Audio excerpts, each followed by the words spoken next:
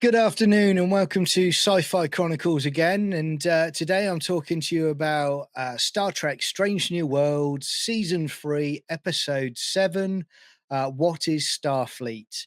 So let's get straight into it, everybody. And first of all, I'm going to talk to you about the positives of the episode for me. Anson Mount, I still think he is a great actor. I think he's very good in the show.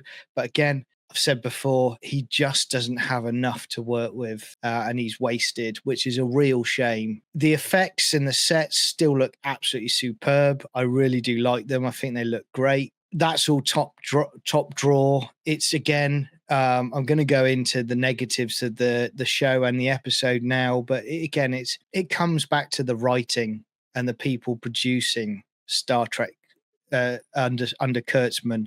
It's really poor. But let's go into the episode. Let's talk to you about what I think about it. I also want to get your feedback, okay? So whether you like the episode, whether you hated the episode, whether you agree with what I've said or disagree with what I've said, I really want to hear back from you. Everyone's welcome. It'd be great to hear from you. So, okay, the episode starts with journalist Ortegas narrating with some beautiful scenes. Again, this is another positive, I'll say, again, with the effects and the look of the show. The shots of the Enterprise look superb. I really do like it. It's great. But we then get this, what separates a federation from an empire? Both colonize and both impose their laws and doctrines on others. Well, that's just a load of rubbish. So we're just over a minute in, and there's already something there that's irked me, because I'll counter it straight away with going back to Star Trek, the original series episode, Mirror, Mirror. So in that episode, right at the very beginning, you've got the Halcyon leader in negotiations with Kirk and the away team, because Kirk is trying to negotiate a trade for dilithium crystals from the Halcyon people. Now, the Halcyon people are peaceful people. They do not like war of any kind. They would rather die than submit or be involved with some sort of atrocity that goes against what they believe in. Kirk says to the Halcyon leader, he says, "We have shown your council historical proof that our missions are peaceful." So straight away, Kirk's already showed history where Starfleet is a peaceful Federation is a peaceful outfit. The Halcyon leader says, "We accept that your Federation is benevolent at present, but the future is always in question." Okay, great, that's good. And then Kirk doesn't push it, but he says, "When can we discuss this further?" And the Halcyon leader says to him, "We can discuss it. Let's give it a bit of time. We can discuss it, but don't expect a different response." And as Kirk is about to beam up to the Enterprise, you get the Halcyon leader that says, "Captain, you do have the might to force the crystals from us, of course." And then Kirk turns to him and says, "But we won't consider that." So again, that's Kirk saying in that episode, yes, the Federation could do that, but they don't do that. They are not an imperial operation.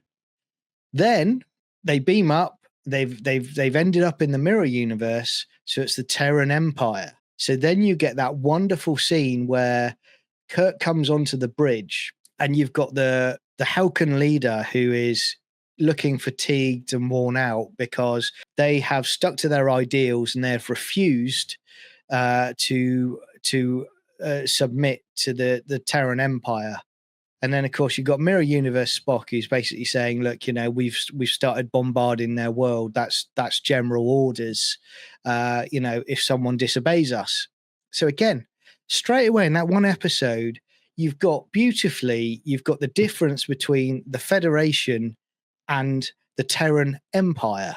So it completely goes against what this quote is at the beginning of this episode. It speaks volumes to the fact that the people writing it and the people producing it, they're either not bothering and they're being lazy and they're not investigating the history of Star Trek, or they just don't have the ability to write at that level.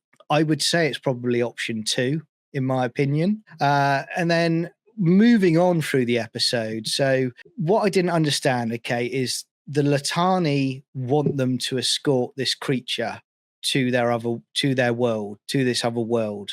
But why do they need the Federation for this? Because you see in the episode that they've got capable starships themselves. That it's not like they kind of suggest they need to track to the creature, but I just don't understand that. You don't need to track to the creature because it's kind of in the episode they say that they've got a collar that effectively is controlling the creature, and it's at half impulse there to take it to this other planet. So why couldn't the Latani do this themselves? I didn't understand that. Let me know what your thoughts are on it. There is a really comical bit at the beginning as well where Lan is doing all of her tactical training with her rifles, and she says, I've had 12 broken bones, fractured skull, multiple phaser burns, radiation poisoning, all hazards of the job. Yeah, but why would you say that? Why would you say that to anybody? It's just false. It really is. And it's like, what, you want a pat on the back for that? You're a security and tactical officer. That's what you do. I've just found that really bizarre. But then I did laugh as well. You get this bit at the end where she's firing the rifle at the targets. She does it, and then she turns around and looks at the camera almost smugly as she walks towards it and then past it. And it's like, Worf would never have done that. Worf was the most badass security officer that we ever saw in Star Trek, arguably. And Worf would never have done anything like that because he didn't need to, because he was a badass and he was good just doing what he does. This whole kind of forced, look how great I am in this show and other shows as well. It's just so lazy. Again, the word is lazy in this production from Kurtzman. You then move on to, you've got the mission briefing. Okay. So the officers are there with Captain Pike. Captain Pike is saying, this mission is classified. You're on a need to know basis. Okay, great. But why would you invite a journalist into a classified briefing? Yes, it might get declassified at the end of the episode, at the end of the mission. You don't know it at that time. And again, it's lazy writing. It's like, surely when you're setting it up and you go, right, we're going to have this journalist going around the episode, you do it with an episode that's not classified, because that just does not make any sense whatsoever. I just find that's really stupid. In a similar premise, you have Pike and Number One in the briefing room talking to Starfleet, a Starfleet admiral, and you've got journalist Ortegas, who's literally hiding round a panel, and he's filming them. So it's like, hang on a minute. Again, this is a classified briefing. Why are you allowing this guy to hide round a corner and to film what's going on? And I thought to myself, okay, maybe I can let that one slip.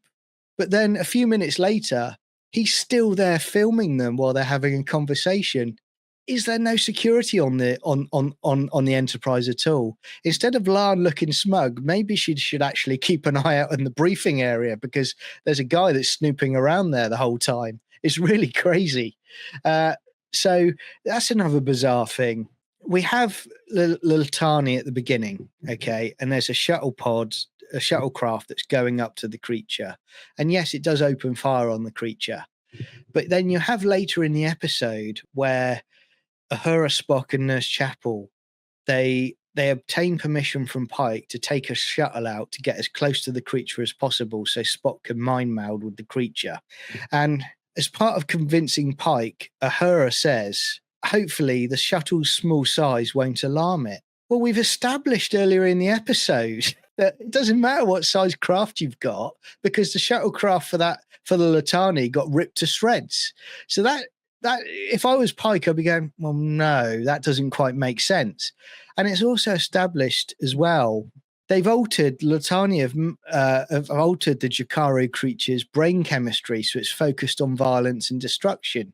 So again, take it, whatever size craft it is going to make no difference whatsoever. So again, another bizarre thing.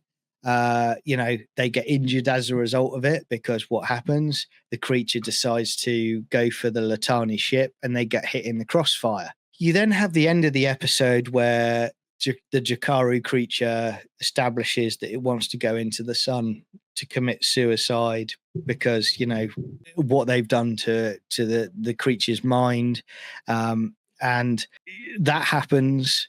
The episode finishes, and then what I don't understand is Captain Pike informs the Latani captain that he's been authorized to class Tychus B as a sanctuary world. But hang on a minute, what about the Prime Directive? Isn't Tychus B a Latani world? Let me know if you think the same as me or don't, because I don't understand that. Was it established whether that was their world or not? I thought it was. So surely the Federation have no claims to make that a sanctuary world. So I didn't understand that. And then I'll have to laugh again. You got right at the end of the episode, you got two things happen, two quotes. You've got journalist Ortegas. I've now been invited to see a side of Starfleet I didn't expect. And then it cuts to Captain Pike in his quarters cooking a roast meal for everybody in there. So sorry, the citizens of the Federation don't think that Starfleet socialize at all. The episode, it felt again like what they seem to do is they seem to see and look at some great episodes from the past, but they recreate them, but in a really lazy fashion.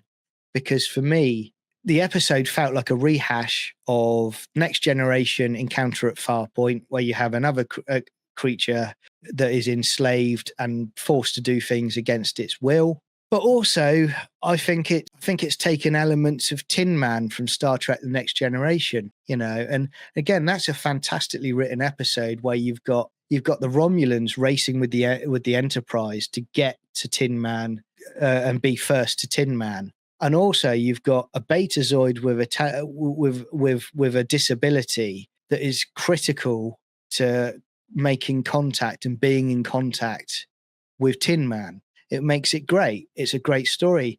This has got none of these elements. My view on this episode, it would have been much better if they had actually had the Klingons involved, because you've got two competing elements there. You've got the Federation and what their ideals are, and then you've got the Klingon Empire and what they believe in, and they are a literal empire. So if they don't get what they want, they will look to try and wipe out the creature. And I think that would have been a really interesting ethical discussion in the episode about, okay, the question that this episode title has, what is Starfleet? That would have been a great way of answering it. The fact is that Starfleet looked to find a peaceful way to find a solution, whereas the Klingons wouldn't. If they don't get what they want, they will look to wipe out that creature. I'm trying to put it into words of what I find with Kurtzman's Star Trek, and it's almost like base level, one-dimensional writing. I don't find any of the characters have an arc or they go on a particular journey. They just don't. I don't feel invested in the characters at all. You could swap them out for a completely new character and you'd still feel exactly the same. And I would just say, if you want to go and have a look at, what Starfleet stands for and the ordeals it stands for, I would just say to Kurtzman and the writers and anyone else who hasn't seen it, right, watch the Star Trek: The Next Generation episode, The First Duty, where Picard literally chews Wesley out in that episode. Fantastic. You don't get better writing than that, or acting. Patrick Stewart is just top of his game on that one. Then you have Deep Space Nine, the Marquis, and Sisko's friend Kelvin Hudson has defected to the Marquis, and Sisko gives him a great speech about what the uniform means, the Starfleet uniform. Excellent, first class stuff. And then you also have Star Trek: The Next Generation, The Measure of a Man, where Picard fights for Data's rights as a living being when his life is at risk, when he's essentially going to be dismantled and experimented on. Those are the episodes that you can watch and you can go, what is Starfleet? For me, they define what is Starfleet to me. And there are more out there as well. There's original series episodes, there's Voyager episodes. There are so many, but that's just a snapshot of what I would recommend. So that's my thoughts on this episode. If I had to give it a score out of 10, I would say it's probably a 5 at best from me. And again, I'm going to keep following these episodes. I'm gonna hope for something great. Fingers crossed that happens, but I'm very doubtful of that. I've got to be honest. But as I said, let me know what your thoughts are. It's great hearing from you. Everyone is welcome. If you loved it, tell me about it. If you hated it, tell me about that as well. If you agree with what I said, great, tell me about it. If you disagree, tell me about it. It'll be great to hear from you. But until next time, look after yourselves, take care, and I'll see you soon. See ya.